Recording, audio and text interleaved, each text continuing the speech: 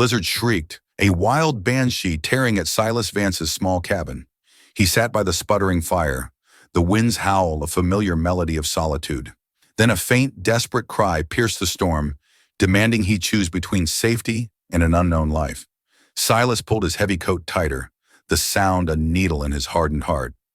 Every instinct screamed to bar the door, to let the mountain reclaim whatever folly had ventured into its wrath. Yet the cry came again, weaker this time, a child's thin plea. He grabbed his rifle, though he knew it offered no defense against the cold. Opening the door was like stepping into a wall of white. Snow lashed his face, blinding him, and the wind tried to tear him from his feet. He fought his way forward, each step a battle against the deep drifts. The visibility was poor, a swirling chaos of white and gray. He pushed through a thicket of snow-laden pines, his eyes straining against the storm. Then a small, dark shape in the endless white, a boy half buried in a drift, his face blue with cold. Finn was barely conscious, shivering so violently his small body shook the snow around him. His fingers were clamped around a worn leather-bound journal, holding it like a lifeline. Silas Vance knelt, his own breath misting in the frigid air. The boy's eyes fluttered open, wide and unfocused. Silas knew this was no trick of the wind, no ghost of his past. This was real, and this child was dying. Silas spoke, his voice rough against the wind. He told the boy to hold on, his words swallowed by the storm. He scooped Finn into his arms, feeling the terrifying lightness of the small body. Finn was cold, impossibly cold, like a stone left on a winter river. Silas stumbled back toward the cabin, each step heavy with the boy and the snow. Inside, the fire roared, a defiant heart against the mountain's wrath. He laid Finn gently on his cot, the only bed he possessed, and immediately began to work. He stripped the boy's wet clothes with careful, practiced hands, ignoring the shiver that ran through Finn's small frame. He wrapped Finn in his thickest wool blankets, tucking them tight around the child's neck and feet. Silas inspected Finn's pale skin, noting the faint blue tinge of his lips and fingertips, the shallow, ragged breaths. There were no obvious broken bones, but the signs of prolonged exposure and hunger were stark. He felt a faint pulse at Finn's neck, a fragile beat against the vast silence of the wilderness. Silas worked with a quiet urgency, his movements precise, his mind focused only on the task of keeping this small life from slipping away. He poured a small amount of warm water from the kettle into a tin cup, adding a pinch of dried herbs. He knew the risks of rushing warmth or food. Finn needed care, slow and steady, to coax his body back from the brink. The cabin slowly filled with the scent of wood smoke and damp wool. Later that evening, the cabin felt warmer, the blizzard's howl a dull roar beyond the thick log walls.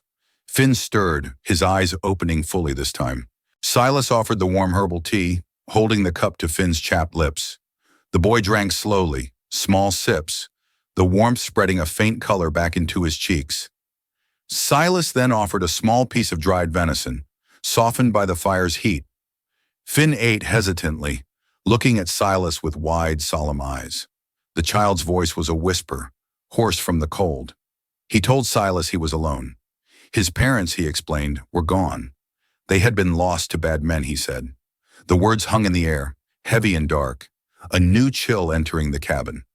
Silas felt a tightening in his chest, a familiar ache for a loss he understood too well.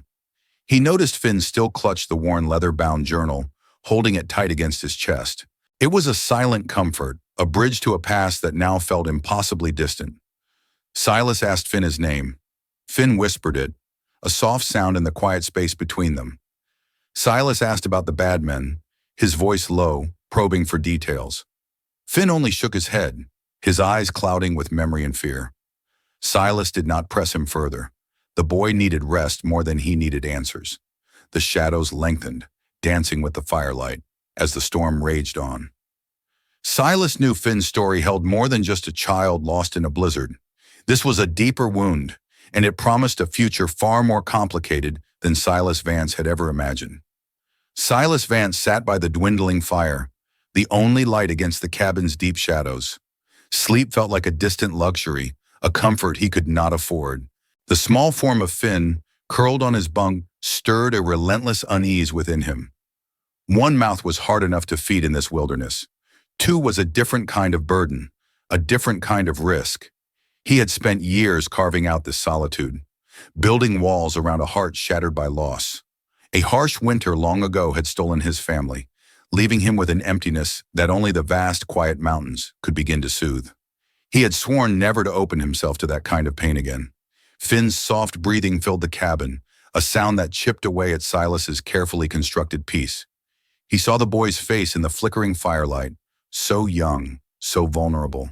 He remembered the desperate cry carried on the blizzard, the undeniable human plea that had pulled him from his solitude. Letting Finn in had been an act of instinct, a moment of humanity overriding his ingrained caution. Now the full weight of that choice pressed upon him.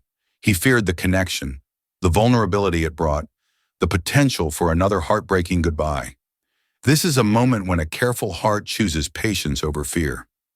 Dawn brought no relief, only a colder, harsher light filtering through the frost-thick window pane.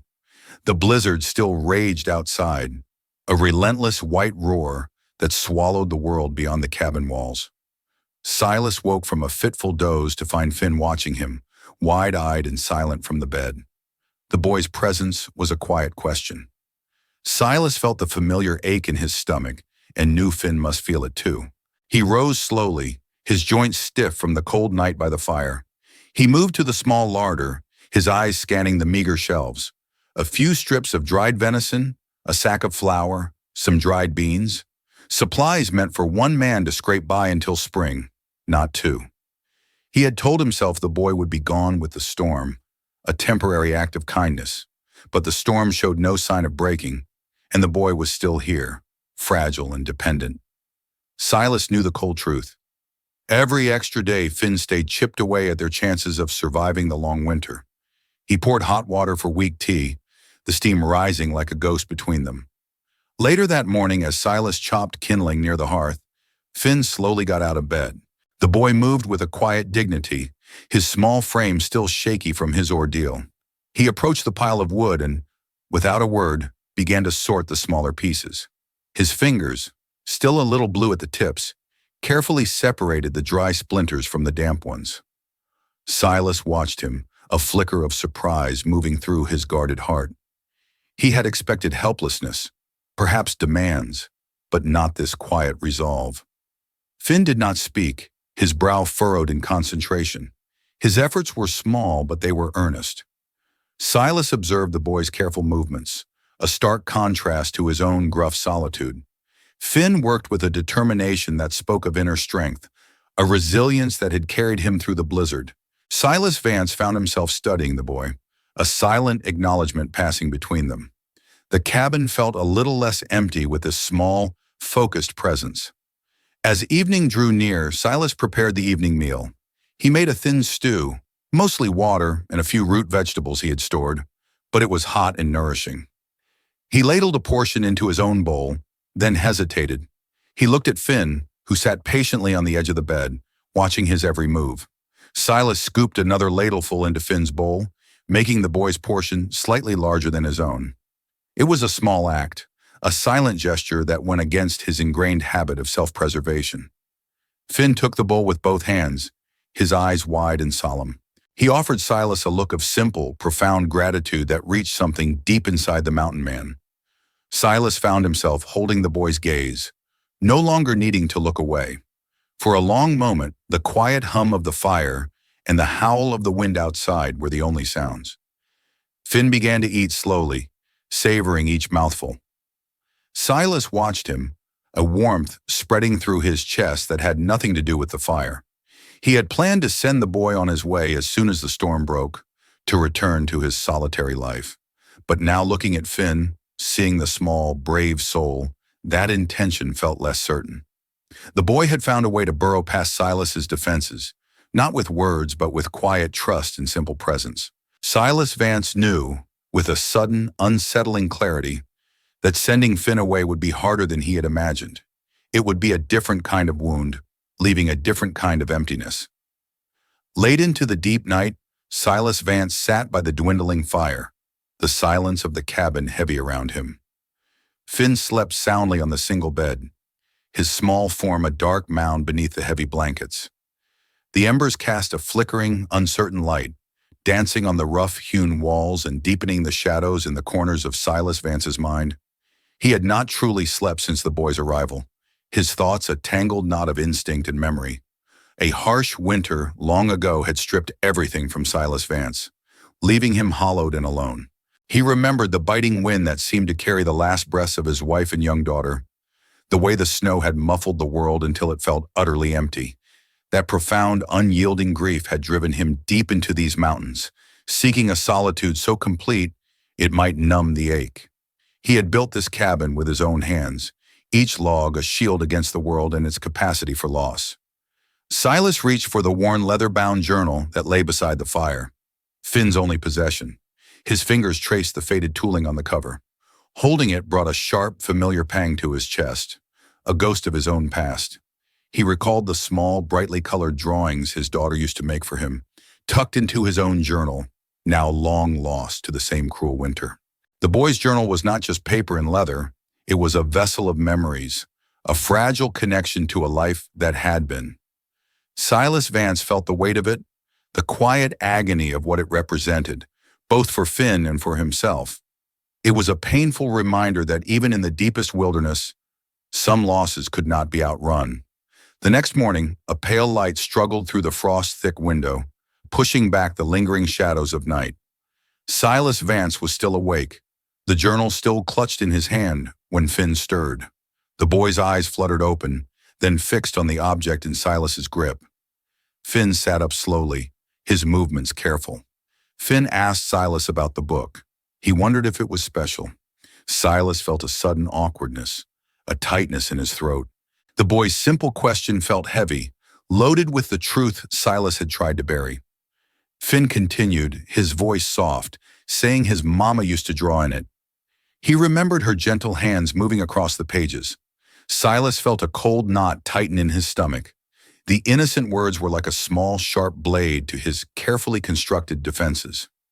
Silas Vance quickly tucked the journal beneath his blanket, out of sight. He muttered that it was just an old book. He could not bring himself to speak of the drawings, of the connection to a lost mother, because that would mean acknowledging the gaping hole in Finn's small life, a hole too similar to his own. He avoided Finn's gaze, unable to articulate the profound pain the journal stirred within him, a pain he had hoped to leave undisturbed. Finn watched him with wide, solemn eyes, a quiet understanding dawning in their depths. Later that day, the storm's fury began to abate. The howling wind softened to a mournful sigh, and the constant barrage of snow lessened to a gentle fall. Inside the cabin, a fragile warmth had settled, a temporary truce with the relentless cold. Silas Vance noticed a small tear in Finn's thin, inadequate coat, a fresh wound in the fabric. He knew they could not afford to let any warmth escape. Silas found his needle and sturdy thread, then motioned for Finn to come closer.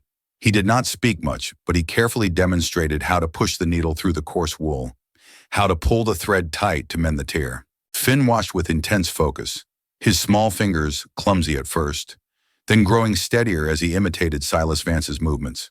The soft scrape of the needle, the quiet rustle of the coat, and the lessening whisper of the wind outside filled the cabin. They worked in a comfortable, if still guarded, silence. Silas found himself observing Finn, noting the boy's careful precision, his quiet determination. There was a resilience in Finn that mirrored the mountains themselves, a stubborn refusal to break. The shared task created a small, unspoken bridge between them. It was a simple act of mending, yet it felt like something more, a tentative weaving together of two solitary lives. Silas Vance felt a new, unfamiliar sensation in his chest, a slight opening in the walls he had built around his heart. The storm might still rage outside, but a different kind of quiet was growing within. As dusk began to paint the cabin interior in hues of deep violet and fading gold, Finn finally succumbed to exhaustion, falling into a deep, peaceful sleep on the bed. Silas Vance sat by the fire, watching the boy, the rhythmic rise and fall of Finn's small chest. The dwindling light outside meant another night in the isolated cabin, another night of shared, reluctant sanctuary. A profound realization slowly settled over Silas Vance. He had told himself Finn was a temporary burden, a fleeting obligation born of blizzard and wolves.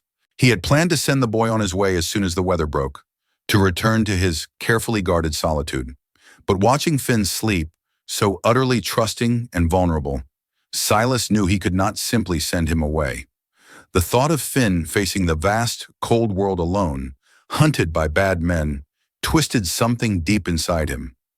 The mountain man's heart, long hardened by grief and isolation, felt a strange, burgeoning warmth. He remembered the hollow ache of his own past losses, the desperate loneliness that had driven him here. Finn, with his wide, solemn eyes and quiet courage, had rekindled a forgotten ember. Silas Vance understood now that Finn needed him, but a more terrifying truth also bloomed. He needed Finn too. This is a moment when a careful heart chooses patience over fear.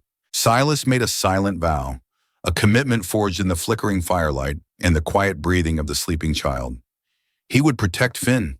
He would accept this unexpected burden, this burgeoning connection, this fragile new responsibility.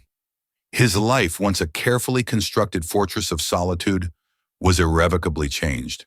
He would not turn his back on this new path, for Finn had become a reason to step forward. Silas Vance's solitary journey had found an unexpected companion. His path was now bound to the boys. The morning after the blizzard broke, Silas Vance stepped from his cabin door, the crisp mountain air biting at his exposed face. The world lay transformed, buried under a fresh, sparkling blanket of white that stretched as far as the eye could see. Sunlight, hard and bright, glinted off the endless snow, but the cold lingered, deep and unforgiving. He assessed the landscape with practiced eyes, noting the drifts piled high against the pines, the treacherous sheen on hidden ice beneath. Survival here always demanded vigilance. Finn followed him out, a small figure bundled in borrowed furs, his breath misting in the frigid air. The boy's gaze was wide and solemn, taking in the vast, silent expanse that had swallowed the storm's fury. Silas knew their meager supplies would not last. The trading post lay a day's journey to the south, a necessary trip for powder, flour, and coffee. It was a journey he had made countless times alone, but now he had Finn. Silas turned to the boy, his voice low and firm. He explained that they needed to travel, to reach the trading post for essential supplies. The path would be hard, he said, harder than anything Finn had known.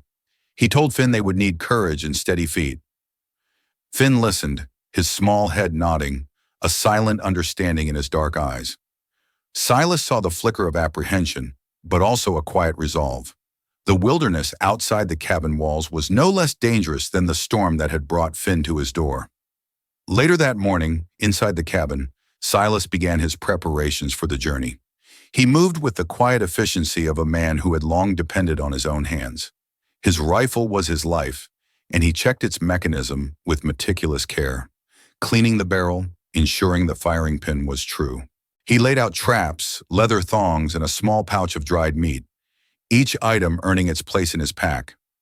Finn watched from the small stool by the fire, his eyes tracking every movement. The boy asked about the traps, wondering how they worked.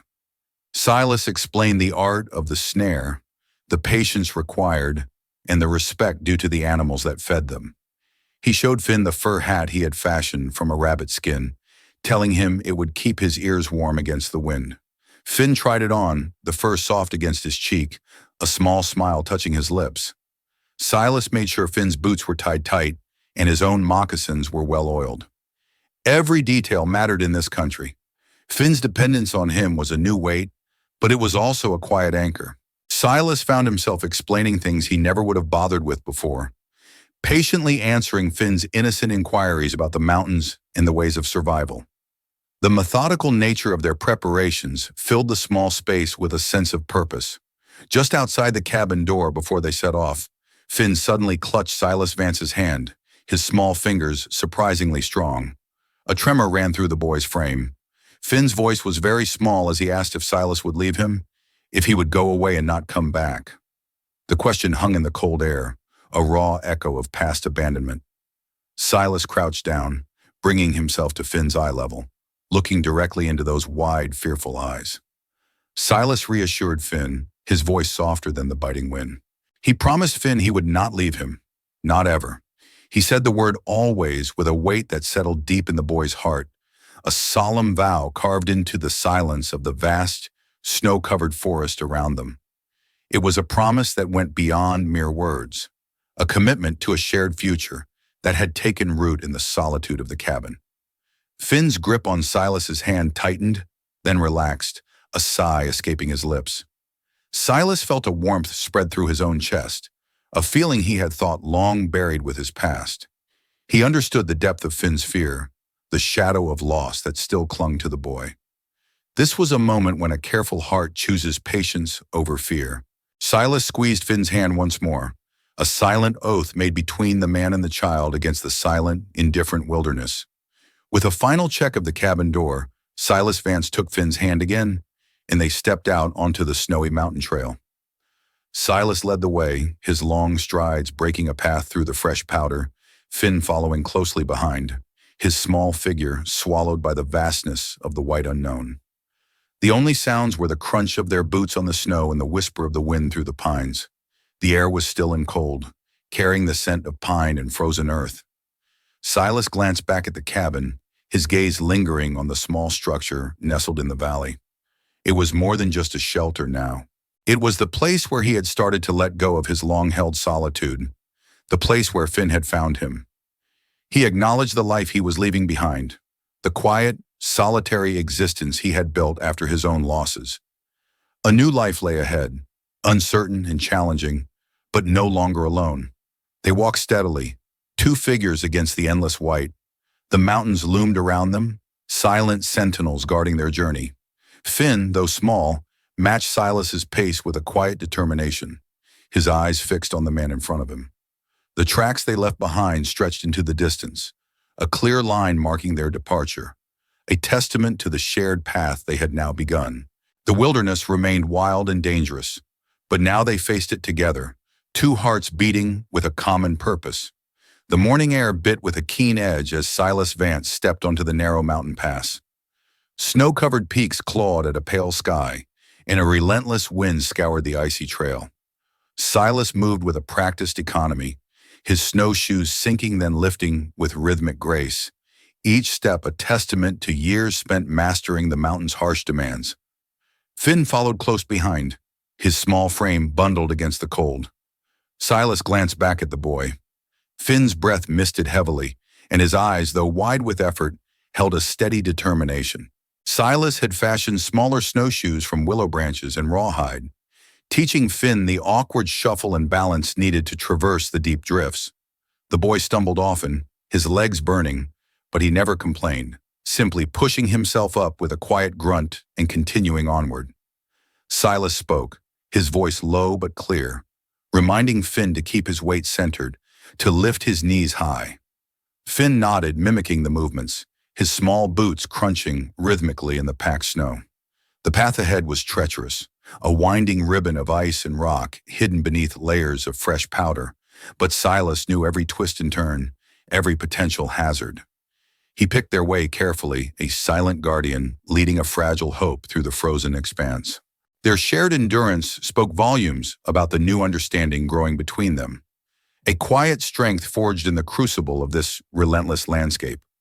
After a long stretch of arduous travel, Silas found a sheltered alcove beneath a massive granite overhang, a natural refuge from the biting wind. He began gathering dry kindling, his movements swift and sure, soon coaxing a small, crackling fire to life. Finn, exhausted but eager, helped clear a patch of snow, watching the flames dance with a mesmerized intensity.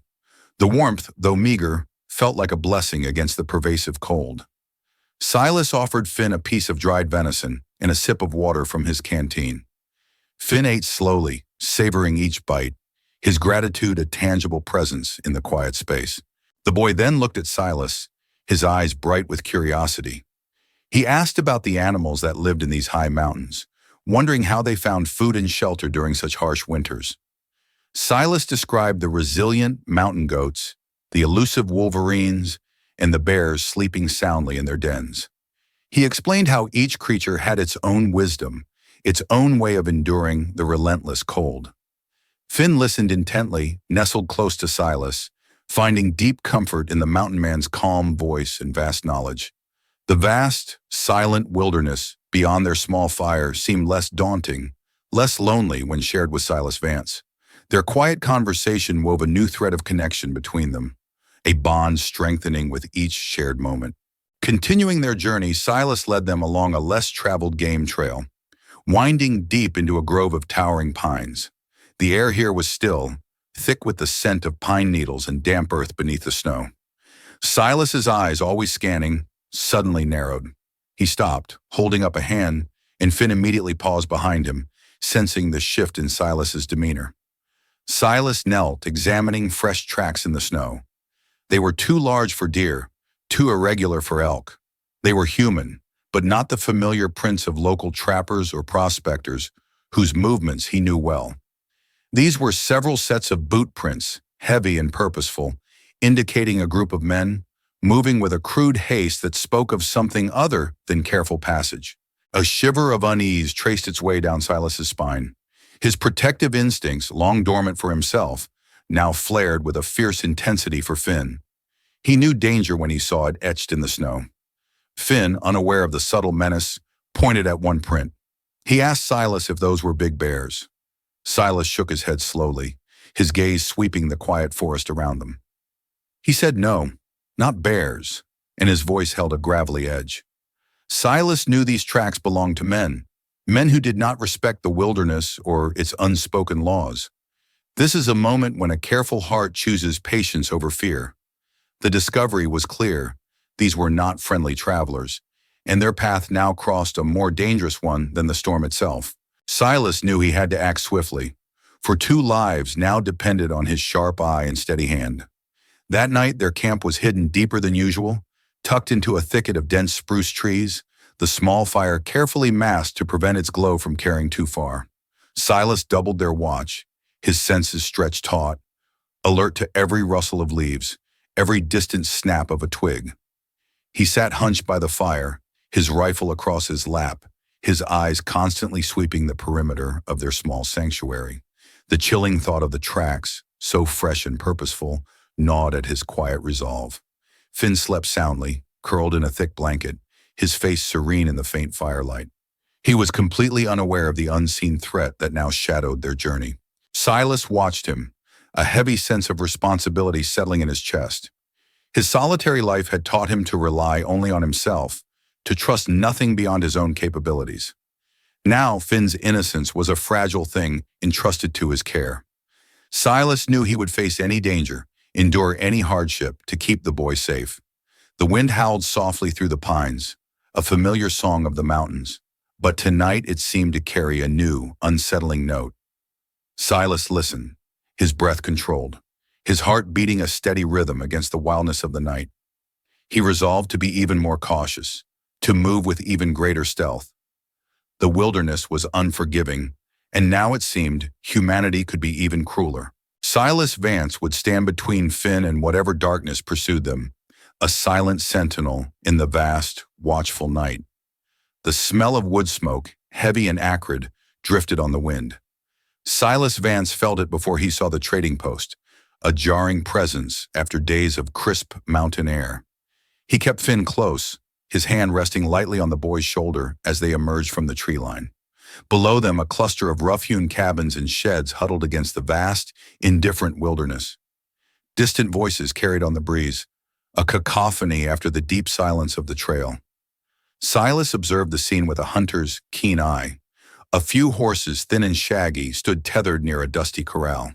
Men, some trappers, some of a rougher sort, moved with a loose, unhurried gait that bespoke long days and hard living. Their faces were weathered, their clothes stained with dirt and grease. This outpost felt less like a sanctuary and more like a place where trouble often paused.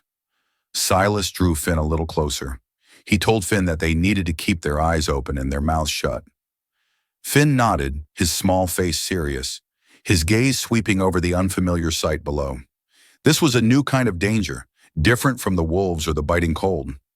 Silas recognized the predatory gleam in some men's eyes, a hunger that had nothing to do with food. The trading post offered supplies, but it also held unknown risks. His guard was up, every sense alert to potential threats. Silas knew this place could be a haven or a trap, depending on the choices made. He had to be smarter, quicker, for Finn's sake. Inside the general store, the air was thick with the scent of cured hides, stale tobacco, and cheap coffee. Silas bartered for flour and dried meat, his voice low and even, his attention split between the goods and the hushed conversations around him. He heard fragments of talk, whispers about lean seasons and disappearing game. Then the name Jedediah Stone began to surface, spoken with a mixture of fear and grudging respect. A grizzled trapper mentioned Jedediah Stone had been pushing hard, buying up all the pelts he could get his hands on, not caring how he got them. Another man muttered that Jedediah Stone did not care about others, only profit. The store owner, a stout man with tired eyes, gave Silas a quick, warning glance as he weighed out beans. The look confirmed Silas's growing unease. Jedediah Stone was a presence, a force of nature even here, but a human one. Silas asked the store owner about the trapping conditions further north, feigning casual interest. The owner replied that the prime grounds were getting thin, and Jedediah Stone was known to persuade folks to sell their claims, one way or another. Silas understood the unspoken threat behind those words. The store owner then added that Jedediah Stone had men, hard men, who carried out his will without question. Silas felt a tightening in his gut. This was the trail he had found, the men he had sensed. They were not just a random group of trappers. This was an organized menace, a clear and present danger to anyone who stood in their way. Silas knew then that finding the supplies was only part of their mission. Gathering information about Jedediah Stone was just as crucial. Silas paid for their meager supplies and guided Finn out onto the dusty street, his hand still firm on the boy's shoulder. He meant to leave immediately, to put as much distance between themselves and the trading post as possible. Then he saw them. A group of men stood near the saloon, their movements loud, their laughter harsh. Among them, one figure stood taller, broader, his gaze sweeping the street with an air of arrogant ownership. Jedediah Stone. Silas recognized the hard lines of his face from the stories, and he also recognized the tracks he had seen in the snow. These were indeed Jedediah Stone's men. Jedediah Stone's eyes, cold as winter ice, moved over the small crowd, then lingered on Silas and Finn. There was no casual curiosity in his stare. Instead, a predatory gleam sparked in those depths, a calculating assessment that sent a chill down Silas's spine. Jedediah Stone looked at Finn, a long, unsettling appraisal, as if weighing the boy's worth. Anyone listening in the dark notices a warmer space and keeps it close. That look confirmed Silas's deepest fears. Finn was not just a child in need. He was a potential vulnerability, a target. Silas instinctively shifted, positioning himself more fully between Finn and Jedediah Stone, shielding the boy from that chilling gaze. The sudden silence that fell over the street seemed to acknowledge the unspoken challenge, the shift in the air. This was no mere encounter. This was a direct, dangerous confrontation, a silent declaration of war from a man who saw what he wanted and took it. Silas knew then that he would have to face Jedediah Stone. He could not outrun this threat forever, not with Finn by his side. Silas did not hesitate. He tightened his grip on Finn's hand and moved with swift, deliberate steps towards the path leading out of the trading post.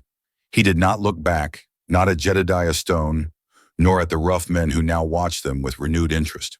There was no time for bravado or wasted gestures. Every second counted.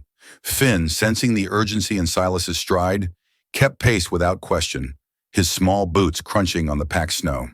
Silas explained to Finn, his voice low and firm, that they needed to be very careful. He said that the bad men they had talked about, they were indeed near, and they were the kind of men who did not care about others. Finn nodded, his eyes wide, occasionally glancing over his shoulder. Silas reassured him that they would be smart, just like in the wilderness. He emphasized that they would use their knowledge of the mountains to stay safe. As they gained distance, the trading post shrank behind them, its smoke a fading stain against the vast, clear sky. The sounds of the outpost diminished, replaced once more by the quiet whispers of the wind through the pines. Silas felt the familiar pull of the wilderness, but now it was a different kind of refuge. It was not a place of solitude, but a place they would navigate together, a sanctuary they would defend.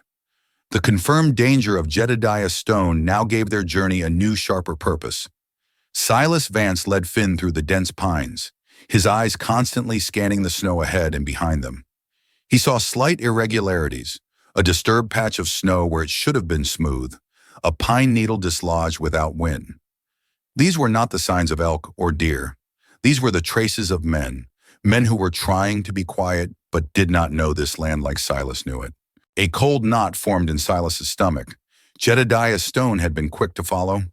Silas began to adjust their route, veering off the most obvious game trails.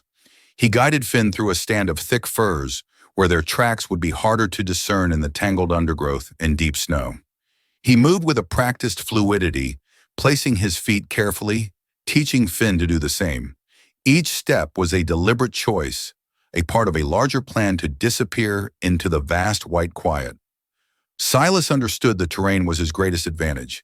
He knew the hollows and the ridges, the places where a man could walk unseen for miles.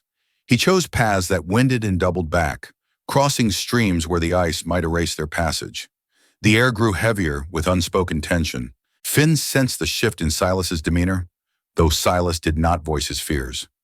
Silas Vance moved with a renewed urgency, his gaze constantly sweeping the tree line, listening for any sound that was not the whisper of the wind or the crunch of their snowshoes. He felt the cold pressure of pursuit at his back, a sensation he knew well from his trapping days. But this time, the stakes were higher. He was not just protecting his own skin. He was safeguarding a small, innocent life that trusted him completely. Silas would make sure they vanished. Silas chose a spot for their camp far off the main path, nestled deep within a thicket of spruce trees. He built a small fire, carefully shielded to prevent its light from spreading too far. The warmth was a small comfort against the biting night air, but the sense of being watched persisted. Silas sat by the fire, sharpening his knife, his eyes constantly flicking towards the darkness beyond their small circle of light. Finn, wrapped in a blanket, watched him with wide, solemn eyes. Finn moved closer to Silas, his small voice barely a whisper. He asked if the bad men were still following them. Silas looked at the boy, seeing the fear in his innocent gaze, and felt a pang in his chest. Silas said that they were, perhaps. He told Finn that they must be clever, like the foxes and the owls, always aware of their surroundings. He explained that they had to trust each other and rely on their wits more than their strength.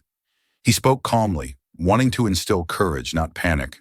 Finn listened intently, his small hand reaching out to touch Silas's rough sleeve. He asked if they would be safe. Silas placed a hand on Finn's shoulder, a firm, reassuring gesture. He said they would be as safe as two people could be in this wild country, especially when they worked together. He told Finn that he was a brave boy, and that bravery was not the absence of fear, but the choice to face it.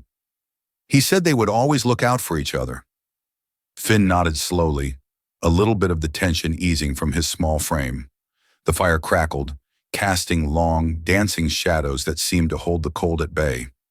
After a simple meal of dried meat, Finn carefully pulled his leather-bound journal from his pack. He opened it to a page near the middle, smoothing it with his small fingers. It was a drawing, simple and childlike, of three figures holding hands. A tall man, a woman with long braids, and a small boy. Finn pointed to the woman and said that was his mama. He pointed to the man and said that was his papa. He then tapped the smallest figure and said that was him. His voice was soft, filled with a quiet longing.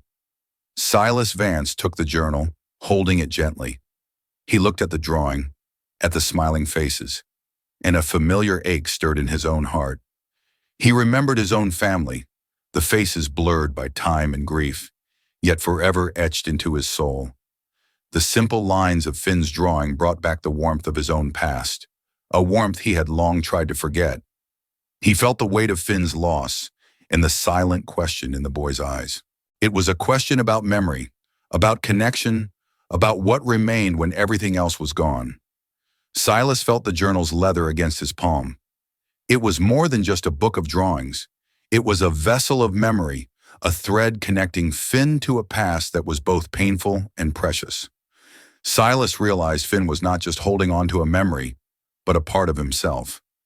A flicker of hope, fragile as new ice, began to form within Silas Vance.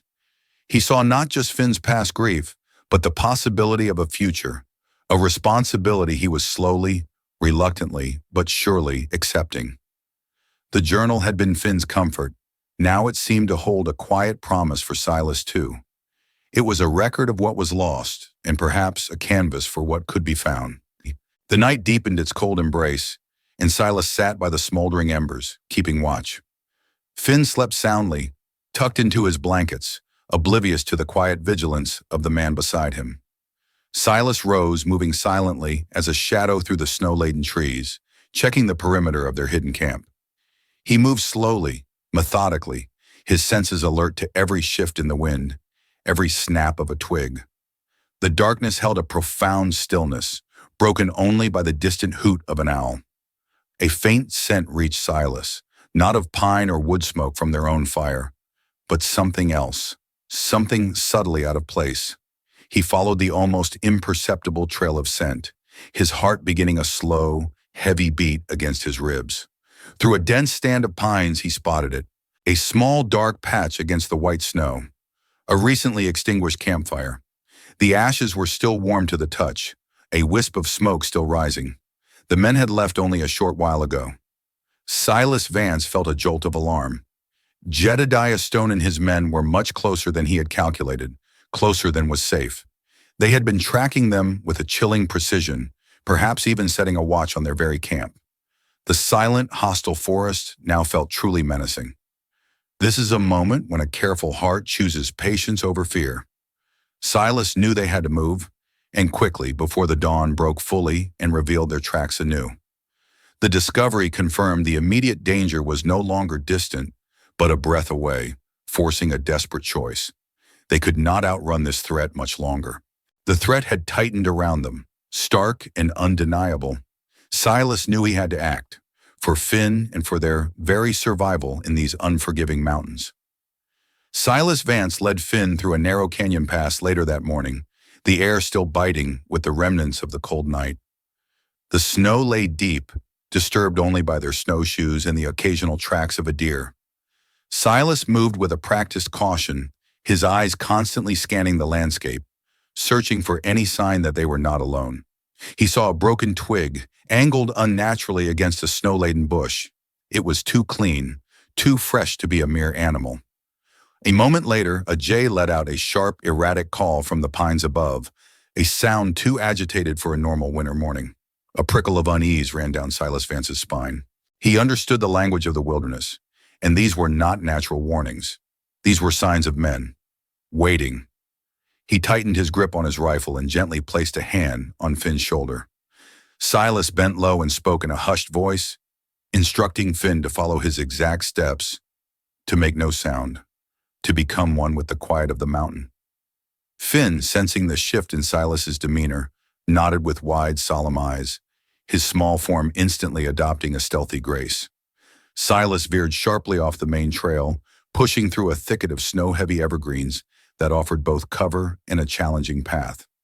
He chose a path that would be difficult for any pursuer to follow quickly, a winding route known only to himself and the animals he hunted. He moved with the silent confidence of a ghost, each step deliberate, each movement conserving energy and minimizing trace. Behind them, through the dense foliage, Silas could almost hear the frustrated curses of Jedediah Stone's men as they realized their ambush had been bypassed. The figures he glimpsed through the gaps in the trees were still, confused, searching the empty trail where Silas and Finn should have been. They followed a winding, less-used game trail for another hour, moving deeper into the silent woods until the sounds of the canyon were long behind them. Finn walked close to Silas, his small face pale, his breath coming in short, quick puffs. He understood the gravity of the recent encounter, the silent dance with unseen danger. The boy looked up at Silas, his eyes reflecting a mixture of fear and profound trust. Silas knelt, placing a steady hand on Finn's shoulder. Silas Vance explained that the wilderness was a place of many languages. He said that observation was the most powerful tool a mountain man possessed, more potent than any rifle. He told Finn that the broken twig, the agitated bird call, these were words that spoke of warning, of danger ahead. Silas emphasized the importance of listening, of seeing, and of trusting one's instincts. He spoke of how the forest could be a shield for those who knew its ways, a protector against those who sought harm. Finn listened intently, slowly nodding as Silas spoke. The initial shock began to recede, replaced by a quiet understanding.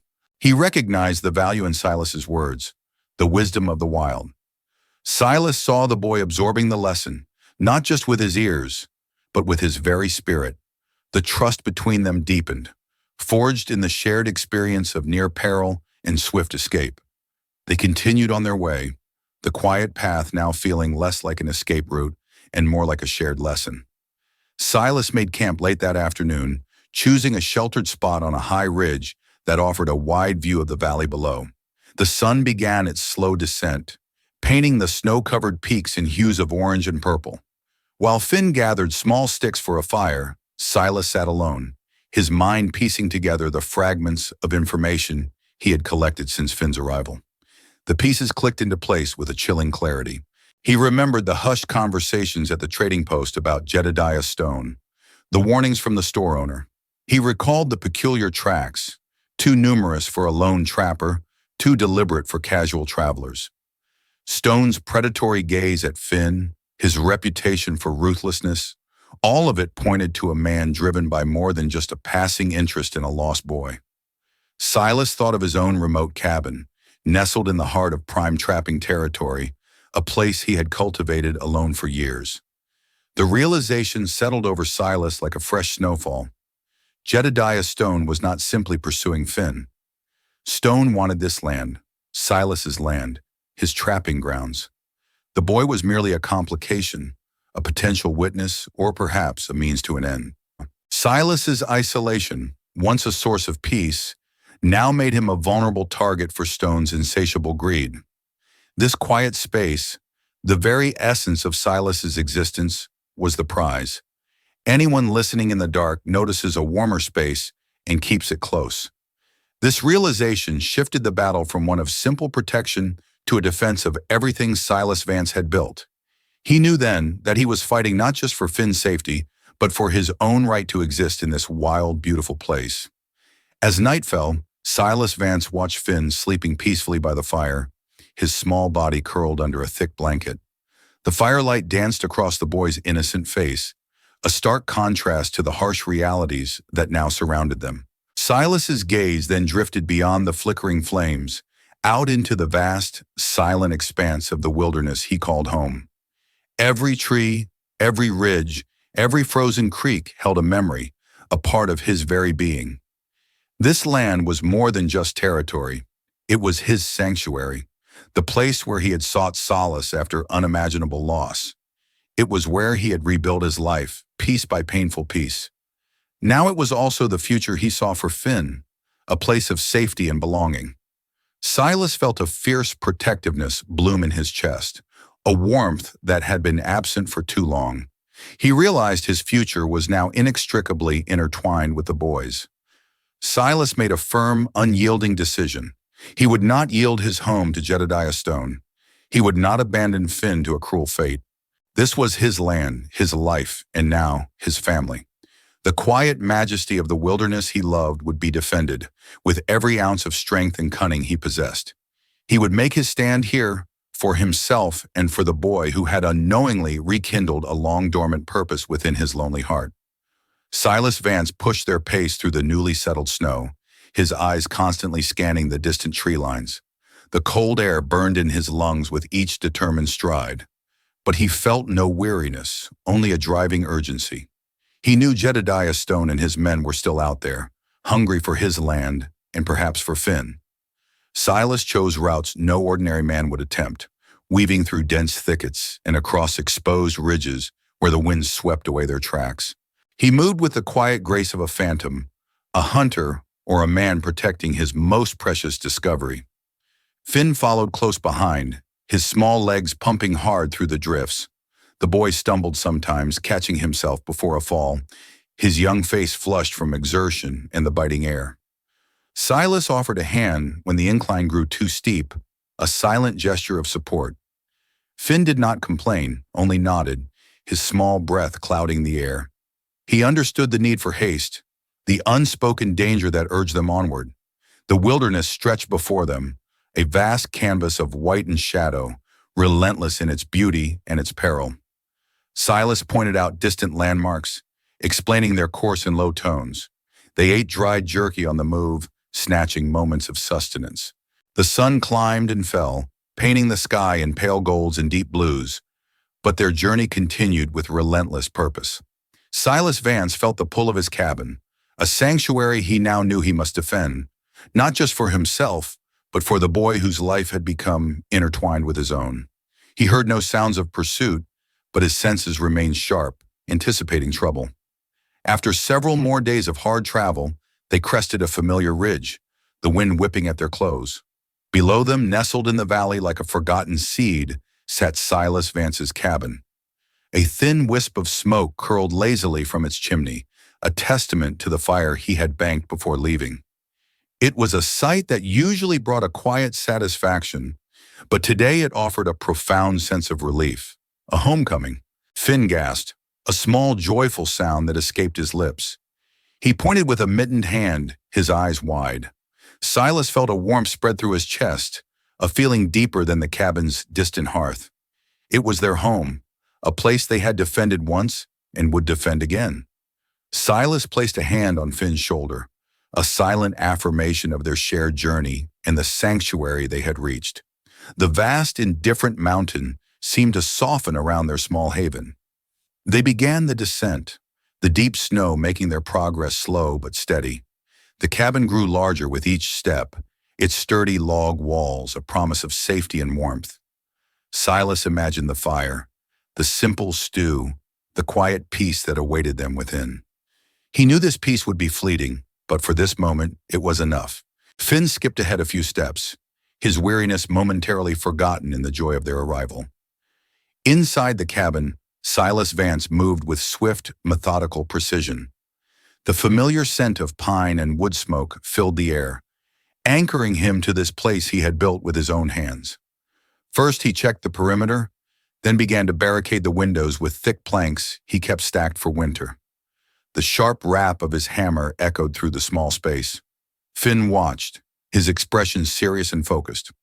Silas instructed Finn to gather any loose tools, to stack kindling near the hearth, to prepare for a prolonged stay.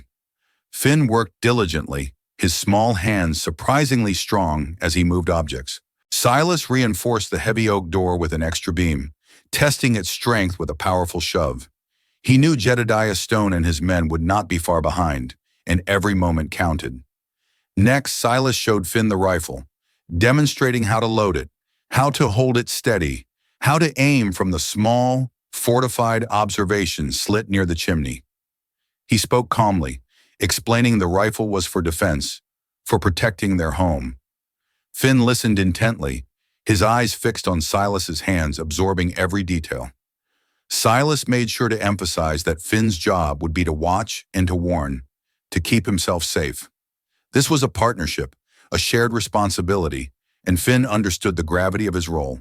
As dusk settled, casting long shadows across the cabin, Silas Vance retrieved Finn's leather-bound journal. He held it in his calloused hands, feeling the weight of its significance. The journal had been Finn's only link to his past, a fragile anchor in a world turned upside down. Silas knew it held more than just drawings. It held memories. He walked to a section of the wall near his bed, where a loose log concealed a small, secret compartment he had carved out years ago. Silas turned to Finn, his voice quiet. He explained that some things were too precious to lose, that even if everything else fell, this must be kept safe. Finn watched, his young face solemn, a silent understanding in his wide eyes. He nodded, accepting the truth in Silas's words.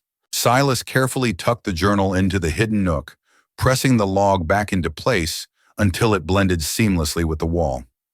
The cabin felt secure, its secrets protected. This was not just a place to hide a book. It was a decision made in the face of uncertainty. Silas knew he was safeguarding more than a journal. He was preserving a past and a future. Early morning light began to streak across the frosted peaks, painting the snow a soft violet. Silas Vance stood by a narrow slit in his cabin wall, his breath misting in the cold air. He had been watching since before dawn, his senses finely tuned to the subtle shifts of the wilderness.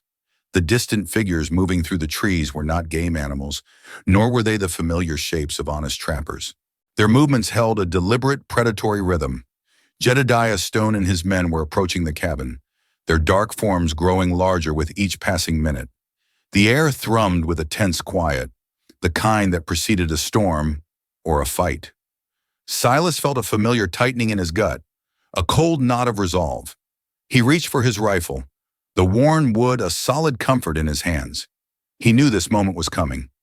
He turned to Finn, who stood quietly near the hearth, his wide eyes tracking Silas's every move. Silas told Finn that the time had come to be brave, his voice low and steady, meant to soothe more than to alarm. He needed Finn to be strong now, to remember everything they had discussed. The boy nodded, his small face serious. The world outside the cabin walls held its breath. Inside the fortified cabin, the fire crackled, casting dancing shadows that made the familiar space feel both comforting and claustrophobic. Silas looked at Finn, truly looked at him, seeing the pale face and the trembling hands, but also the deep well of courage in his eyes. Silas explained the situation to Finn with stark honesty.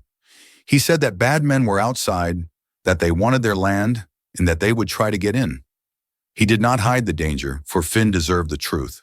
He told Finn they would have to be smart and quick, and that they would need to rely on each other. Finn listened, his gaze unwavering. He then nodded, a small but resolute gesture, and expressed his readiness to help and protect their home. Silas felt a powerful surge of trust for the boy. Finn, despite his fear, showed a quiet determination that mirrored Silas's own. Anyone listening in the dark notices a warmer space and keeps it close. Silas knew then that Finn was not just a child he protected, but a partner in this fight. He felt a deep, unspoken respect for the boy, a recognition of shared purpose that settled in his heart. Moments later, a booming voice echoed across the snow-covered clearing, cutting through the frosty air. It was Jedediah Stone. He called out to Silas, his words thick with menace and impatience. Stone demanded that Silas surrender his land and the boy, stating that the mountains belonged to men with ambition, not hermits. He promised that if Silas yielded now, no harm would come to Finn. Silas felt a cold anger rise within him. He moved to another observation slit, his rifle barrel resting on the sturdy log. He saw Stone, a hulking figure surrounded by his rough-looking men, their faces grim under their hats. Stone's sneering face was clear even from a distance, radiating a cruel certainty. Silas responded with a defiant refusal. He called back that this land was his, earned with his own hands, and that Finn was his son. He made it clear that he would not yield either of them, not an inch of ground, nor a single hair on Finn's head. The words hung in the air, a challenge issued and accepted. The armed men surrounding the cabin shifted, a low murmur passing through their ranks. One of Stone's men, a burly fellow with a scarred cheek, began to approach the cabin, ignoring Silas's clear warning. He carried a heavy axe, his intent clear. Silas watched him, his finger resting lightly on the trigger. He called out a second warning, his voice sharp and unyielding, telling the man to stop. The man hesitated for a heartbeat, then pressed on, a sneer on his face. Silas fired a warning shot. The sharp crack of the rifle split the air, sending a plume of smoke into the morning. The bullet struck the snow inches from the man's boot, sending a spray of white powder into his face. The man yelped, scrambling back quickly, dropping his axe in the process. Jedediah Stone's furious expression was unmistakable, even from a distance. Silas's steady aim had sent a clear message. Stone's crew backed off temporarily, their eagerness to approach now tempered by a healthy respect for Silas's marksmanship. The silence returned, heavier now, filled with the unspoken promise of a longer, harder fight. The first full day of siege began with a brutal assault on Silas Vance's cabin. Stone's men, enraged by Silas's defiance, lunged at the reinforced door, their axes and crude hammers striking with furious intent. Wood splintered with sickening cracks, each blow echoing inside the small dwelling like a thunderclap. Silas pressed his shoulder against the heavy timber, feeling the vibrations travel through his bones. He knew the door, though sturdy, could not hold forever against such sustained fury. Silas had anticipated this direct attack. He had carefully chosen and fortified the cabin's weak points, knowing the mountain men would test every inch of his defense. He moved to a narrow slit he had cut near the window frame, peering out just enough to see the hulking forms of Jedediah Stone's crew. One man, burly and red-faced, lifted a heavy log, preparing to use it as a battering ram against the door. Silas raised his rifle, sighting carefully. He did not aim to kill, but to disable, to make them understand the cost of their greed. The rifle barked, a sharp sound that momentarily silenced the din. The man dropped the log with a yelp, clutching his shoulder, the shot having grazed him close enough to teach caution. Another man scrambled onto the roof, attempting to pry loose a section of logs above the window. Silas had foreseen this too. He had set a simple, effective trap, a loose log balanced precariously. He yanked a hidden rope. The log tumbled, sending the climber scrambling down with a terrified shout, landing hard in the snow. The cacophony of their shouts and frustrated curses filled the cold air. Silas knew this initial ferocity would wane, but their determination might not. The attack was fierce, a desperate dance of survival against the raw force of men who wanted what was not theirs. Inside the besieged cabin, Finn remained remarkably steady, a quiet presence amidst the storm of violence. He huddled in his designated safe spot, a small alcove near the stone hearth, bundled in a thick woolen blanket. His small hands, usually occupied with his journal, were now ready to help Silas. When Silas emptied his rifle after a quick shot, Finn was there, already holding out a fresh round of ammunition. He had watched Silas load the weapon repeatedly, mimicking the motions in his mind. Silas took the cartridge with a quick, grateful glance. Finn's eyes, wide and solemn, scanned the room, listening intently to the sounds from outside. He pointed a small finger toward a gap in the barricade when a shadow moved beyond the frosted glass of the main window. Silas followed the direction, confirming a man attempting to peer inside. It was a small observation, but a crucial one, allowing Silas to anticipate and prepare. Silas acknowledged Finn's efforts with a silent nod, a gesture that conveyed more than words ever could. The boy was not a hindrance, nor was he merely a child to be protected. He was a partner, however small, in this desperate defense. Finn, for his part, seemed to understand the gravity of their situation, but also the importance of his own contribution. His small acts of courage, born of trust and desperation, chipped away at Silas Vance's hardened resolve. The cabin, once a place of solitary silence, now echoed with their shared determination. A sudden lull fell upon the cabin, a breath between the storms of violence. Stone's men, temporarily repelled, regrouped beyond the tree line, their shouts now hushed and distant. The silence was thick, heavy with the lingering scent of gunpowder and pine, and the unspoken threat of what would come next. Silas Vance moved from the barricaded door, wiping a smear of grime from his cheek. He breathed deeply, letting the tension slowly release from his shoulders. His gaze fell upon Finn, still nestled by the fire. The boy looked up, his face smudged, his eyes reflecting the flickering flames. In that moment, Silas saw more than just a scared child he had reluctantly taken in. He saw resilience. He saw quiet strength. He saw a mirror of his own past, but also a profound departure from it. The boy was not a burden that stole his meager supplies or threatened his solitude. Finn was a reason to fight with a ferocity he had not known since losing his own family. He had found a purpose beyond mere survival in this boy. Silas realized that Finn had unknowingly rekindled a spark within him, a purpose he thought long extinguished. This deep emotional shift was undeniable, filling a hollow space he had carried for years.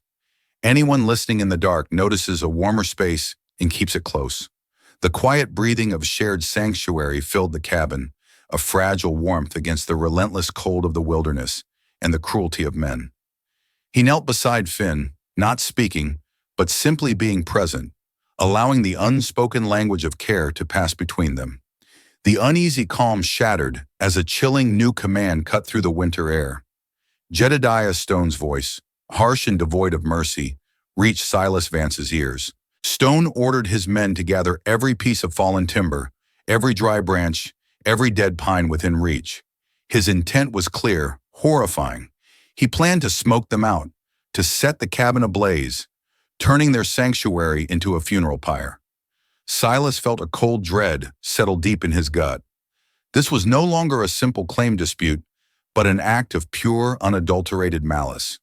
Silas watched through a crack as Stone's men began their grim task, their movements purposeful now. Smoke would soon fill the cabin, forcing them out into the open, or worse, consuming them inside. He knew Jedediah Stone's cruelty knew no bounds. The man intended to destroy everything Silas had, including Finn. A direct confrontation was no longer a possibility to be avoided, but an inevitability. The decision to burn a man out of his home in the dead of winter revealed a darkness in Stone's heart that surpassed mere greed.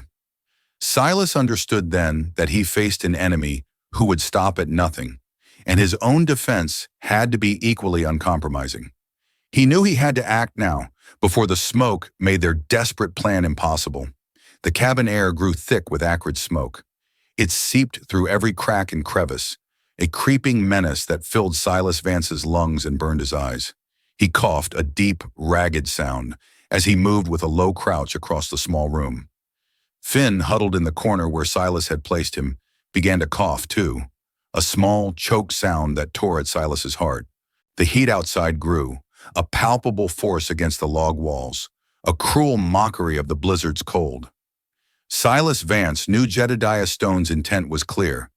They meant to drive him out or burn him alive inside his home. His vision blurred through the smoke, but his resolve hardened. Surrender was not an option, not with Finn here. He could not give up his home, and he certainly could not give up the boy. Silas pressed a wet cloth to Finn's face, a meager defense against the choking fumes. He told Finn to stay low, to breathe shallow, and to keep his eyes closed if they burned too much. The sounds of chopping wood and men shouting outside intensified. The cabin groaned under the assault of the smoke and the unseen pressure of the fire Jedediah Stone's men built. Silas felt a desperate urgency, a cold dread twisting in his gut. His mind raced, searching for any path, any flicker of hope in the suffocating darkness. The cabin became a trap, and time was rapidly running out. Silas knew he had to find another way, a wild plan, or they would both perish. Silas Vance dropped to his knees in the center of the cabin, ignoring the smoke that swirled around him. With a finger, he quickly sketched a rough map in the dirt floor, tracing the contours of the land he knew better than his own shadow. Finn, still coughing, watched him with wide, trusting eyes. Silas spoke in a low, gravelly voice, explaining their desperate situation and the only path he saw. He pointed to a deep ravine that snaked around the far side of the cabin, hidden from view by a thick stand of pines and a sharp drop in elevation. He talked about the heavy snowpack clinging to the upper slopes, weakened by the recent storm, and now by the radiating heat from Stone's fires. Silas explained that the wilderness itself, the very mountains that had given him refuge, could now be their greatest ally. He outlined a risky maneuver, a strategic strike against their tormentors using the raw power of the land. Finn listened intently, his small face serious, absorbing every word. Silas described how a well-placed disturbance could send a wall of snow cascading down the ravine. Not a full avalanche, but enough to scatter and disorient Jedediah Stone's men. This plan depended on precision and timing, a delicate balance of observation and action. Silas Vance knew it was a gamble, a desperate throw of the dice, but it was their only chance. He looked at Finn, seeking understanding, and saw a glimmer of hope reflected in the boy's eyes. The quiet intensity of their conversation filled the smoke-laden air, a fragile bubble of strategy against the surrounding chaos. Silas knew they had to trust the wild heart of the mountains to protect them both. As Silas Vance refined the details of his audacious plan, he turned to Finn, his gaze steady despite the smoke stinging his eyes. He knew he needed the boy's quickness and small size for a crucial part of the escape. Silas assigned Finn a vital, dangerous task. Finn would need to create a diversion at a specific moment, just as Silas made his move to the ravine. It meant venturing out, however briefly, into the direct sight of Jedediah Stone's men. Finn's face paled slightly, but he did not flinch. He understood the gravity of the mission, the risk involved. Silas explained the exact timing, the precise spot Finn needed to reach, and the signal he would give. Finn was to make a loud noise, a sudden movement, anything to draw the eyes of the men away from Silas's true objective. Finn, though scared, accepted his role with quiet courage. He nodded, his small hand clutching a sturdy stick Silas handed him, a tool for his task. He looked at Silas Vance, his trust absolute, a silent promise in his solemn eyes. This was not just Silas's fight anymore, but their shared battle, their shared hope for survival. This was a moment when a careful heart chooses patience over fear. The boy's role shifted from protected to protector, a terrifying and necessary step. This brave choice was the hinge on which their fate now swung. With their desperate plan laid out, Silas, Vance, and Finn prepared for the perilous exit. The smoke inside the cabin grew thicker, pressing down on them, making every breath a struggle. Silas checked his rifle one last time, ensuring it was loaded and ready, his movements calm and deliberate. He gave Finn a final, reassuring look, a silent message of courage and trust that passed between them. Finn took a deep, shuddering breath, trying to clear his lungs of the smoke, his small body tense with anticipation. Outside, the sounds of Jedediah Stone's men continued, their voices harsh and confident, unaware of the trap that was about to spring. The smell of burning pine needles and damp earth filled the air, a grim scent of impending confrontation.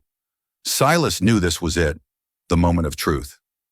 Failure meant certain capture, or worse, a fiery end in the cabin he had once called his sanctuary.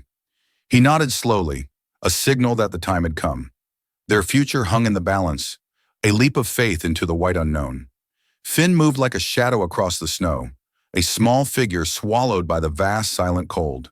Silas had pointed the way to the ravine's mouth, a path he had trod countless times when checking his traps. Now the boy carried a different weight, a critical task that made Silas's own heart beat a hard, steady rhythm against his ribs. Finn reached the edge of the ravine, a dark cut in the white landscape, and paused. He glanced back towards the cabin, a barely visible smudge in the distant trees, then took a deep breath. He knew what he had to do. He began to gather small, loose rocks and bits of ice, piling them carefully. Then, with a sudden, deliberate motion, he sent the small avalanche of debris tumbling into the ravine below. The sound was sharp in the quiet air, a surprising clatter that echoed off the snow-covered walls. He followed it with a series of quick, loud thumps against a hollow log Silas had shown him, creating a jarring, unnatural noise. Down below, Jedediah Stone's men, distracted by their efforts to set the cabin ablaze, reacted in confusion. Shouts rose from the ravine, men turning their heads, drawn by the unexpected sounds. Silas used that precious moment. He had been waiting, pressed low against the cabin's western wall, rifle held tight. The smoke from the burning wood outside the door was a choking haze, but Finn's diversion was the breath of cold air he needed. He slipped around the corner of the cabin, moving with the practiced ease of a phantom. His boots made no sound on the packed snow, his form a dark blur against the white. He was heading for the higher ground, a treacherous slope overlooking the ravine, where the true heart of his plan lay waiting. Stone's men were still focused on the ravine, shouting questions, their attention fractured. Silas was already gone, melting into the pines, a hunter leaving his ambush. Silas climbed the slope with a desperate speed, his lungs burning, the cold air biting at his exposed skin. He knew this mountain, every rock and drift, every fickle shift of the snow. He reached a precarious ledge above the ravine, a place where the snowpack hung heavy and unstable. Below him, Jedediah Stone's men were still milling in confusion, some looking up towards where Finn had made his noise, others scanning the cabin. Stone himself stood near the ravine floor, bellowing orders, his voice thick with frustration. He was oblivious to the danger gathering above them. Silas braced himself, rifle butt against his shoulder. He aimed not at a man, but at a specific point on the snow, a precise weakness he had observed long ago. The shot cracked, a sharp report that split the quiet mountain air, echoing like a thunderclap. For a moment, nothing happened. Then a faint groan rose from the snowpack. A hairline crack appeared, spiderwebbing outwards, growing wider. A low rumble began, a deep vibration that shook the very ground. Stone's men looked up, their confusion turning to dawning horror. The snowdrift broke free. A massive wave of white, heavy and relentless, surged down the slope, gathering speed and power. It roared like a beast, a deafening cascade that swallowed the shouts of the men. Stone's men scattered, scrambling, but many were caught. The wave engulfed them, burying some, tumbling others, tossing them like rag dolls in its icy embrace. The sheer, silent power of the mountain had been unleashed. Silas watched, grim satisfaction tightening his jaw. The wilderness had struck back, a swift and brutal justice. The men were scattered and broken, their greed overwhelmed by the raw force of the land. This was a moment when a careful heart chose patience over fear. The air grew still once more, save for the muffled groans and the soft hiss of settling snow. Jedediah Stone's campaign against him had just met its true obstacle. Silas knew the fight was far from over, but the advantage had now shifted irrevocably into his hands. The clearing near the ravine was a scene of disarray. Snow lay deep and churned, marked by the struggles of men. Silas descended cautiously, his rifle still ready. He heard the gasping coughs and painful moans of Stone's men, some half buried, others limping from the wreckage. They were defeated for now, broken by the mountain's fury.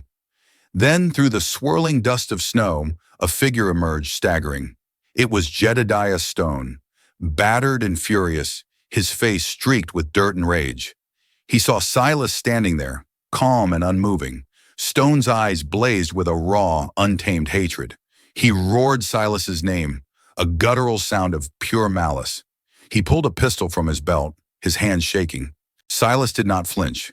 He raised his rifle, its barrel steady, aimed directly at the man's chest. The stark, snow-covered clearing was silent, holding its breath. Stone breathed heavily, his chest heaving. He cursed Silas, promising a slow and painful end for him and the boy. Silas met his gaze without a flicker of emotion. He told Stone he had lost. He said the mountain had spoken, and its word was final. Silas offered Stone a choice: gather his remaining men, leave this valley, and never return. He said he would not follow them, but if they ever showed their faces here again, the mountain would not be so merciful. He said the price of their return would be their lives. Stone stood frozen, his rage warring with a cold, dawning fear. He looked at the wreckage of his men, at the implacable stance of Silas Vance, and for the first time, the mountain man saw true defeat in the other man's eyes. Jedediah Stone's defiance finally broke. He lowered his pistol, his hand trembling, his shoulders slumping in grudging acceptance. The fight had gone out of him, replaced by a bitter, shamed resignation. He glared at Silas one last time, a silent promise of future vengeance in his eyes.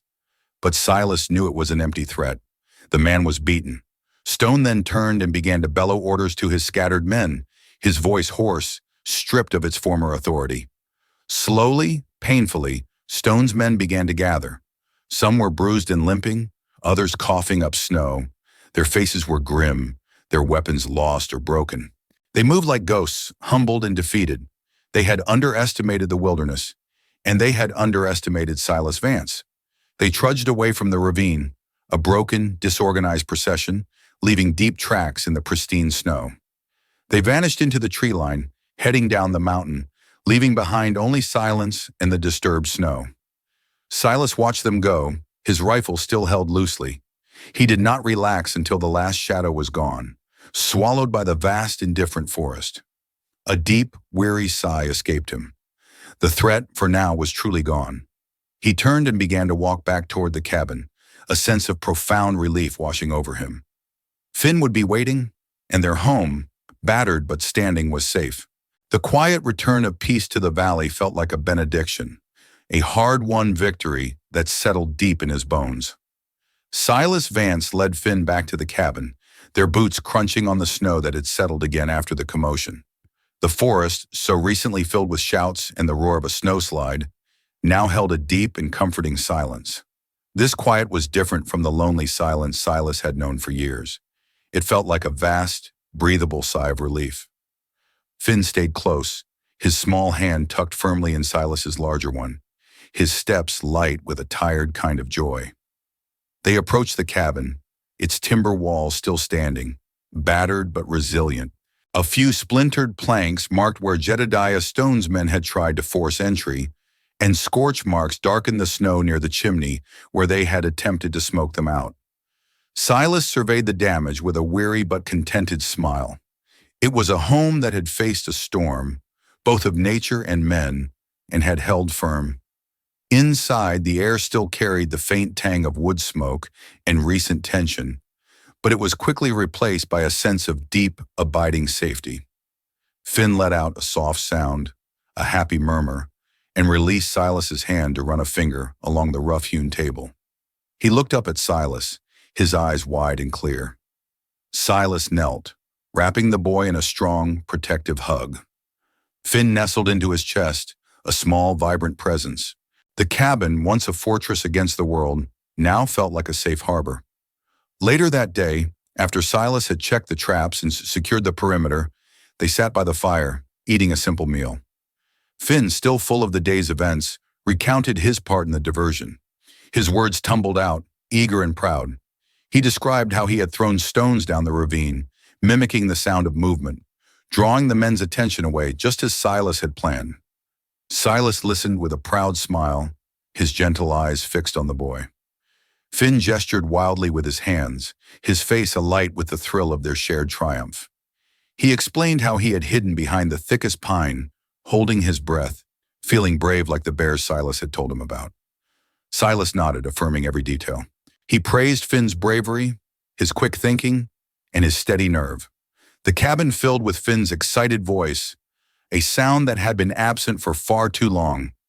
Silas realized he had not heard such open, unburdened joy in years.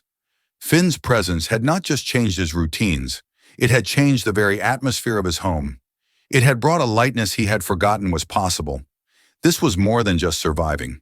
This was living a victory together, a shared accomplishment that bound them tighter than any spoken word. As evening approached, a quiet settled over the cabin, different again from the morning's relief. Finn, tired from his storytelling and the day's excitement, now sat by the fire, drawing intently in the dirt with a stick. Silas watched him, the flickering firelight dancing across the boy's focused face. He saw the slight furrow of concentration in Finn's brow, the steady movement of his small hand. A profound realization settled over Silas Vance. His life had been a meticulous exercise in survival, a careful orchestration of solitude to protect a wounded heart. But watching Finn, seeing the innocent joy in his simple act of drawing, Silas knew his existence was no longer merely about enduring the next winter or outwitting the next predator. It was about something far richer, a purpose beyond himself.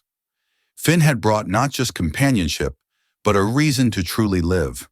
The deep ache of loneliness that had resided within Silas for so long began to recede, replaced by a burgeoning sense of belonging.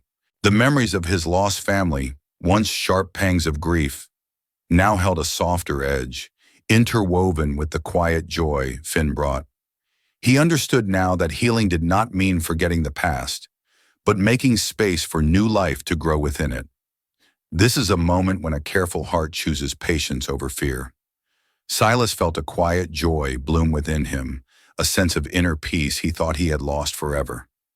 Later that night, after Finn had fallen asleep, curled on the small bed Silas had given him, Silas retrieved the worn leather-bound journal from its hiding place.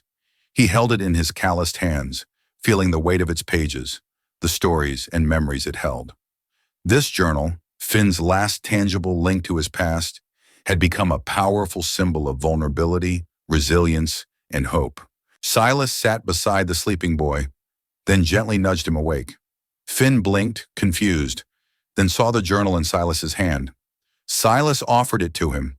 He told Finn that they had faced the worst of it, and they had won. He said that from now on, this cabin was Finn's home, truly and forever. He told Finn that he was Silas's son. Finn's eyes, wide with sleep, quickly filled with tears. He reached out and grasped the journal, then wrapped his arms around Silas, burying his face in Silas's chest. Silas held the boy close, feeling the small, trembling body, and knew this was real. This was the true beginning of their family. The wilderness had brought them together, and now they were forging a future. Finn had found his father, and Silas had found his heart. Weeks later, the cabin no longer felt like a fortress under siege. Instead, it slowly transformed under the combined efforts of Silas Vance and Finn. They worked with a quiet rhythm, repairing the scars left by Jedediah Stone's men. Silas taught Finn how to use a hammer, guiding his small hands as they replaced splintered planks near the door. The sound of wood hitting wood echoed with a different meaning now, not a signal of defense, but of rebuilding. Finn carefully sanded rough edges on a new window frame, his tongue poking out in concentration. Silas watched him, a quiet warmth settling in his chest. They mended the walls, patching holes and reinforcing weak spots. Silas explained the importance of each joint, each nail, not just for protection but for lasting strength against the elements. Finn listened intently, absorbing every lesson. He carried small pieces of wood, swept sawdust, and fetched tools, making himself an indispensable helper. The cabin, once a stark refuge of one, began to soften around its edges.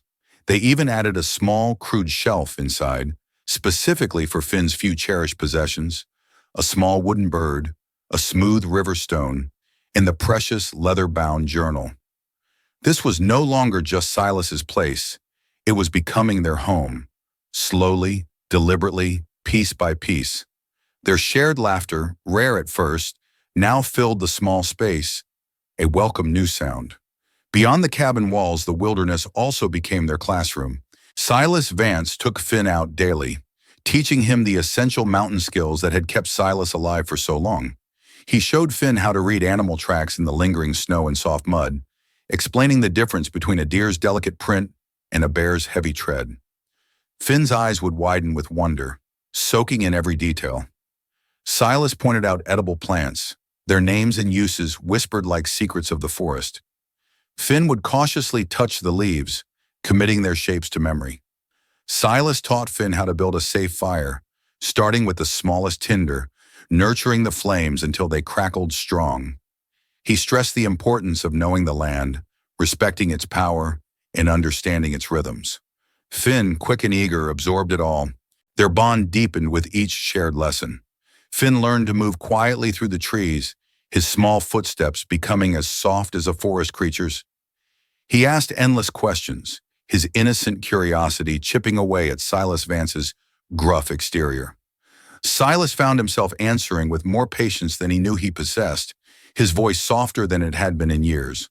The mountains, once a lonely haven, now felt like a shared inheritance. One evening, as firelight danced across the cabin walls, Finn retrieved his leather-bound journal. He sat close to Silas Vance, opening the worn pages. His small finger traced a faded sketch, a simple drawing of a woman with long, braided hair and a kind smile. Finn looked up at Silas, his eyes solemn, asking about his mama. He asked Silas if she really drew all the flowers in the book, if she sang songs while she drew them. Silas looked at the drawing, a faint pang in his chest. But this time, it was not the sharp, isolating pain of old grief. Silas, no longer avoiding the past as he once had, found himself speaking of his own lost family.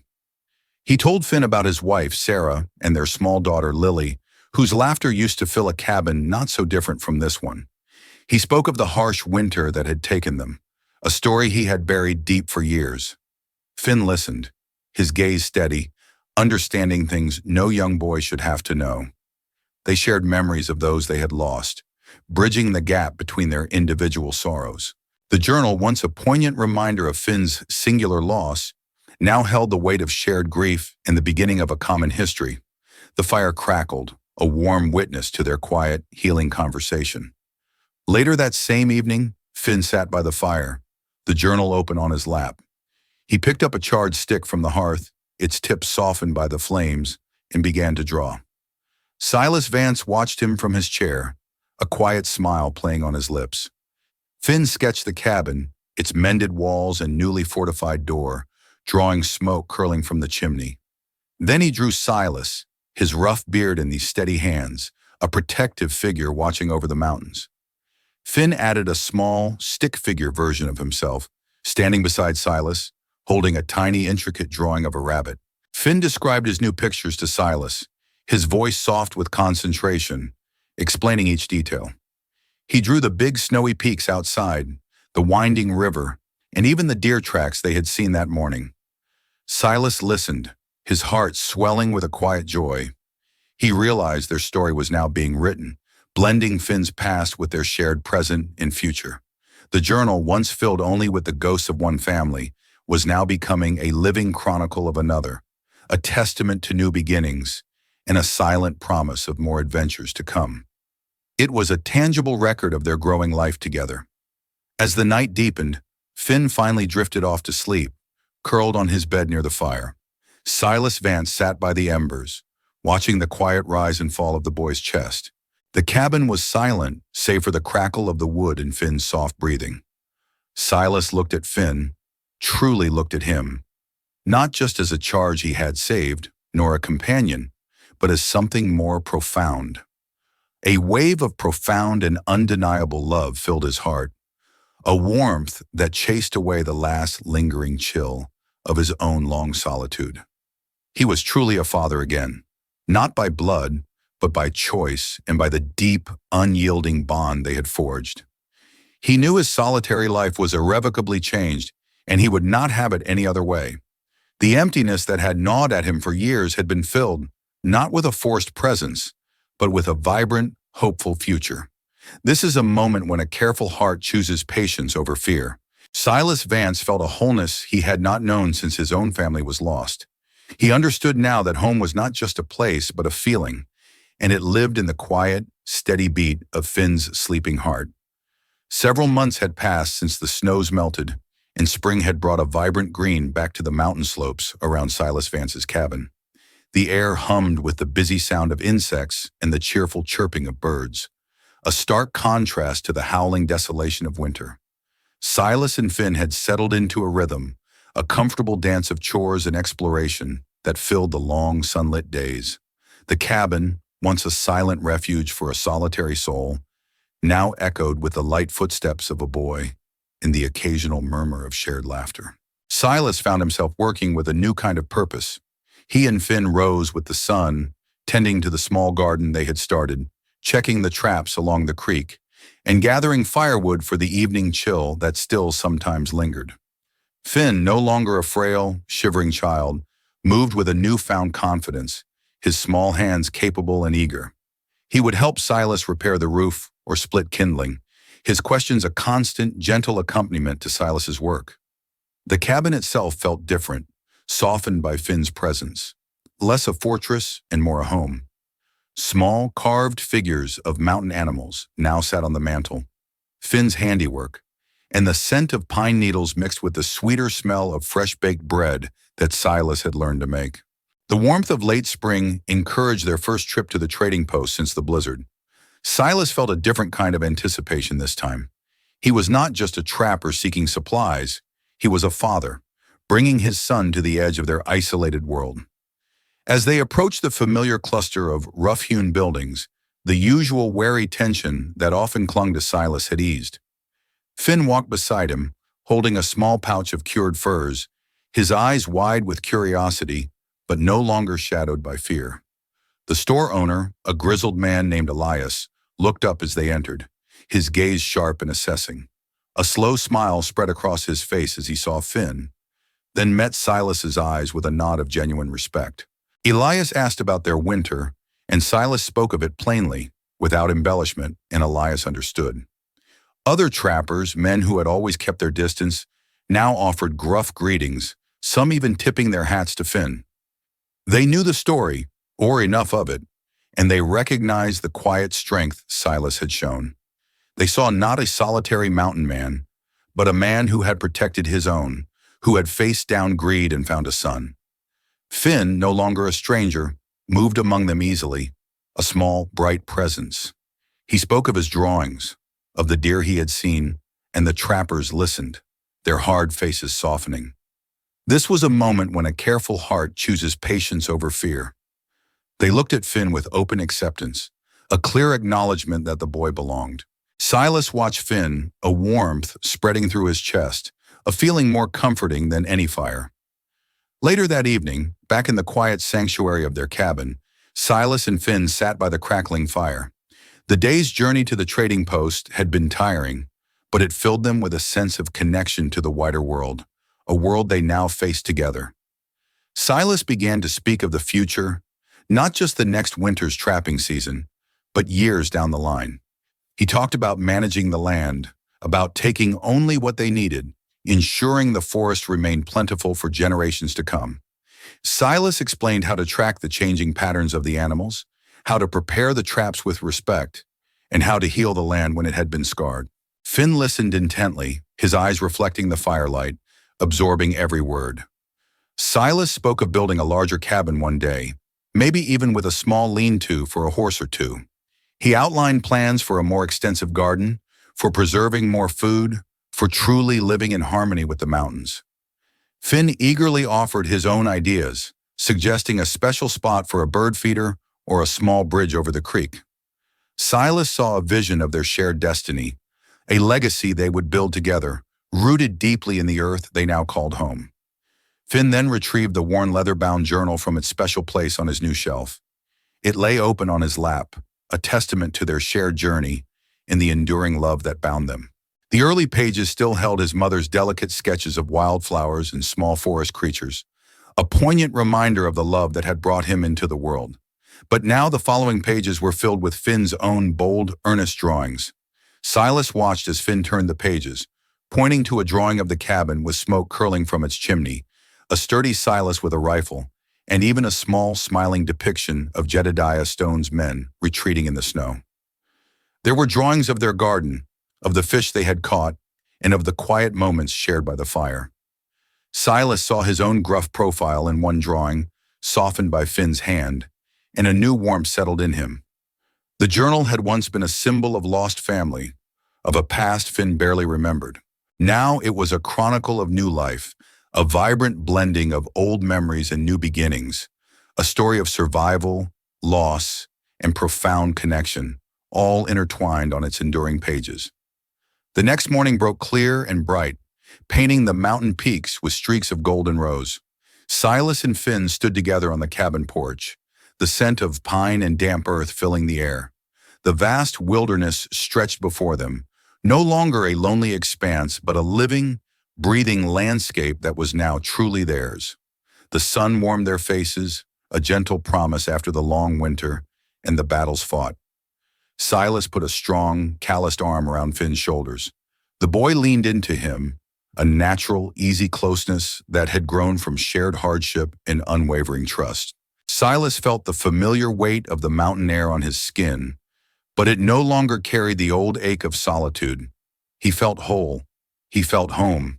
He knew that whatever tomorrow brought, they would face it together, a family forged in the heart of the wild. The distant howl of a wolf carried on the breeze, a wild song that no longer spoke of loneliness, but of the untamed spirit of their home. Tonight, the house remembered how to breathe.